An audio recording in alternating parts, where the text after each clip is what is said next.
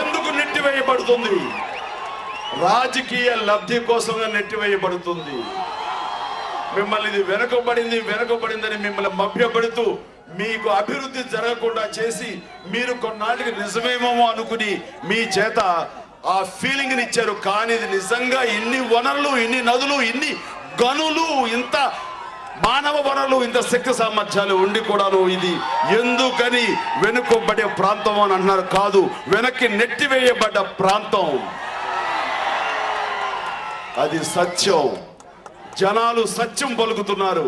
రాజకీయ నాయకులు ఆ సత్యాన్ని వక్రీకరిస్తున్నారు. అది అభివృద్ధి చెయ్యకుండా అభివృద్ధి జరగదు అంటూ ఈ యొక్క వెనుకబడ్డ ప్రాంతాన్ని దీనికి అభివర్ణించి దీన్ని రాజకీయంగా వాడుకుంటున్నారు అంటలో ఎలాంటి సందేహం లేదు. నిజంగానే చిత్తశుద్ధి ఉంటే గతంలో ఎంతమంది రాజకీయ నాయకులు ఈ 69 నుంచి కూడాను ఈ ఉద్యమం ప్రారంభమైనప్పటి నుంచి కూడాను తెలంగాణ ఉద్యమం ఎవరైనా సరే దీనికోసం ఏమి ప్రయత్నాలు చేశారు? ఎంతమంది ముఖ్యమంత్రులు అయ్యారు ఇక్కడి నుంచి, ఎంతమంది నాయకులు అయ్యారు, వాళ్ళందరూ కలిసి ఏమి చేశారు? అంతెందుకు 40 సంవత్సరాల క్రితం మాట ఎందుకు, మొన్నటికి మొన్న ఏమైంది? 4 సంవత్సరాల క్రితం ఇది సెపరేట్గా తెలంగాణని చేద్దామంటూ ఒక ఉద్యమంలాగా చేసినటువంటి ఇక్కడ ఉన్నటువంటి ప్రస్తుత ప్రభుత్వం వాళ్ళ కండువాలతో పాటు ఇక్కడ ఉద్యమకారుల కండువాలు కూడా ధరించి వరంగల్లో ఏమన్నారు? ఢిల్లీ నుంచి వచ్చిన పెద్దలు మీరు గమనించండి. ఆ రోజుకి ఈ రోజుకి ఏమైనా తేడా వచ్చిందా? ఏమైనా ముందుకు వెళ్ళిందా? వెళ్ళలేదు. అంటే ఇది రాజకీయంగా వాళ్ళు వాడుకుంటున్నారు అన్నది ప్రతి ఒక్కరికి తెలిసిన విషయమే. నిజంగా మీ వెనుకబాటు తనమే నిజంగా ఉంటే కనుక దానికోసంగా ఏమి చేశారు? అభివృద్ధి కరెక్టే, అభివృద్ధి జరిగింది.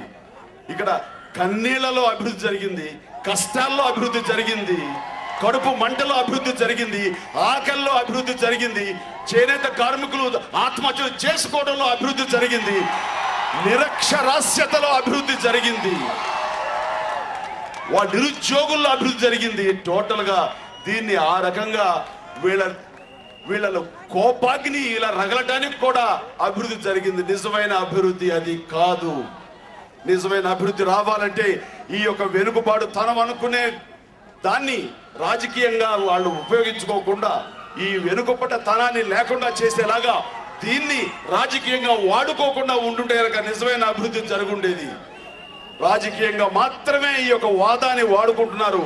ప్రజారాజ్యం అలా వాడుకోదు, రాజకీయంగా వాడుకోదు. ఏ ఉద్దేశంతో అయితే గనక ఈ రోజున ఇక్కడ ప్రజారాజ్యాన్ని రప్పించుకున్నారో ఆ ప్రజారాజ్యానికి సత్యాలు తెలుసు. ఇది గాయపడ్డ తెలంగాణ, మనసు గాయపడ్డ తెలంగాణ. శరీరానికి గాయం అయితే మందు వేయచ్చు, మాకేయచ్చు, తగ్గుతుంది. కానీ మనసుకు గాయం అయితే ఏమిస్తారు? ఏ మందేసి మనం తగ్గించచ్చు. మనసు గాయానికి ఆత్మ గౌరవం దెబ్బతింది ఇక్కడ. అందుకు నేను తిరుపతి మహాసభలో అన్నాను, ఇది ఆత్మ గౌరవ సమస్య, ఇది నిర్లక్ష్య వైఖరి. మమ్మల్ని వెనకలు ఉంచేసి వెనక్కి నెట్టివేసి మీరు అభివృద్ధి కాలేదు, ఇది వెనకబడే ప్రాంతం అంటూ ఆ నినాదం తీసుకుని అందరూ రాజకీయంగా లబ్ధి పొందామని చూస్తున్నారు. కానీ నిజంగా ఇన్ని సంవత్సరాలు ఎవరు దీనికోసం ఎంత కృషి చేశారని అడగమనండి. అభివృద్ధి ఏ రకంగా ముందుకెళ్ళింది? కొంచెం ప్రయత్నిస్తే కొంచెం అభివృద్ధికి వెళ్ళాలి, అడుగు ముందుకు వేయాలిగా. ఎందుకు అభివృద్ధి జరగటం లేదు? ప్రతి ఒక్కరు ఇది ఆలోచించాల విషయం. ప్రజారాజ్యం ఇది రాజకీయంగా వాడుకోదని మళ్ళీ చెప్తున్నాను. ఇప్పుడు కొత్తగా మళ్ళీ ఎలక్షన్స్ వస్తున్నాయని చెప్పేసి పాత పాటని తిరిగి పాడుతున్నారు. కొత్తగా పాత పాట మళ్ళీ సరైన సమయం వచ్చినప్పుడు సరైన నిర్ణయం తీసుకుంటామంటున్నారు. ఎన్నిసార్లు తీసుకుంటారు? ఎన్నిసార్లు మిమ్మల్ని ఏమారుస్తారు? అది కాదు కావాల్సింది. ఎంతసేపటికి మిమ్మల్ని వాడుకోవడమే తప్ప రాజకీయంగా ఎంతవరకు మీ అభివృద్ధికి తోడ్పడ్డారు, ఎంతవరకు మీ యొక్క పురోభివృద్ధికి, ఆర్థిక అభివృద్ధికి, సామాజిక న్యాయం కోసం ఎవరు ఎంత పాటుపడ్డారన్నది మీరు ఆలోచించుకోవాల్సింది. ఈ రోజున సామాజిక న్యాయం కోసం వచ్చిన ప్రజారాజ్యం ఒక్కటే మిమ్మల్ని ఆదుకుంటుంది, మీ సమస్యలు తీరుస్తుంది అని నేను భరోసా ఇస్తున్నాను. అలాగే ప్రజారాజ్యం. ఎస్, ఇక్కడ తిరుపతి మహాసభలో చెప్పాను. ఏమి చెప్పాననేది ప్రతి ఒక్కరికి గుర్తుండే ఉంటుంది. అది మనసు అంతరంతరాల్లో నుంచి వచ్చింది నాకు. ఈ రోజున ఏ ఉద్దేశాలతోటి ఈ రోజున తెలంగాణ వాదం ఉద్భవించింది, తెలంగాణ కావాలని ఇక్కడ ప్రజలు కోరుకుంటున్నారు అని అంటే ఎంతమంది నిజంగా కోరుకుంటున్నారు? సామాన్య ప్రజల నుంచి ప్రతిస్పందన రావడం లేదు. కానీ నిజంగా సెపరేట్ గా ఒక తెలంగాణ అంటూ వస్తే మీ అభివృద్ధి జరుగుతుంది అని మీకు అందరికీ నమ్మకం కుదిరితే మీరు అనుకుంటే గనక ఎవరు అడ్డుపడేది లేదు. ఇక్కడ ఎవరు అడ్డుకోరు.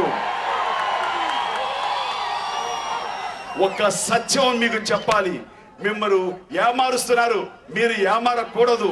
ఒక్క విషయం చెప్తున్నాను, ఇది కేంద్ర ప్రభుత్వం నిర్ణయించాల్సిన విషయం మీకు అందరికీ తెలుసు. కేంద్ర ప్రభుత్వం ప్రతిపాదించాలి. కేంద్ర ప్రభుత్వం నుంచి తీర్మానం రావాలి.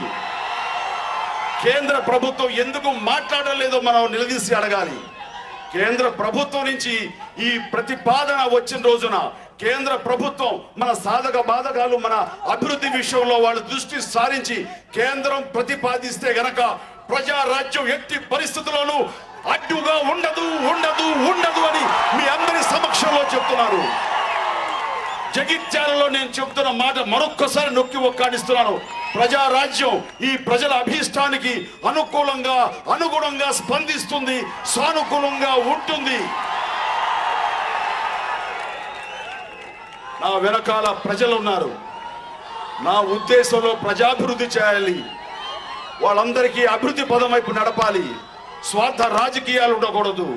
ఇక్కడ అన్ని రకాల వనరులు ఉండి వాటిని మనం అనుకూలంగా మనం మలుచుకోవాలి.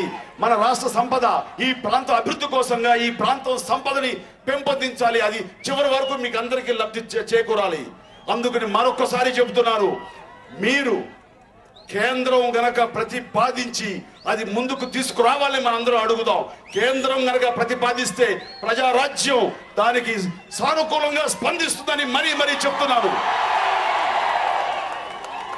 ఇది ఇంతకంటే ఇంకేమి క్లారిటీ ఇవ్వాలి, ఇంతకంటే ఇంకేమి చెప్పాలి? చెప్పండి. మీరు అడగండి నన్ను. ప్రజాప్రతినిధులు, రాజకీయ నాయకులు వాళ్ళు కాదు, మీరు చెప్పండి. మీరు ఏమంటే దాన్ని స్వాగతిస్తాను, దానికి సానుకూలంగా స్పందిస్తాను. మీ యొక్క అభీష్టమే నా అభీష్టంగా చెప్తాను. మీరు చెప్పాలి. చెప్పండి. మీ మధ్యలో జరుగుతున్నాను. నిజంగా మనందరికీ ఆ తెలంగాణ కావాలి అని అందరూ అనుకుంటే గనక కేంద్రం దగ్గర పెద్ద సౌండ్ చేద్దాం, పెద్ద శబ్దం చేద్దాం, మీ గొంతు అక్కడికి వినపడేలాగా చేద్దాం.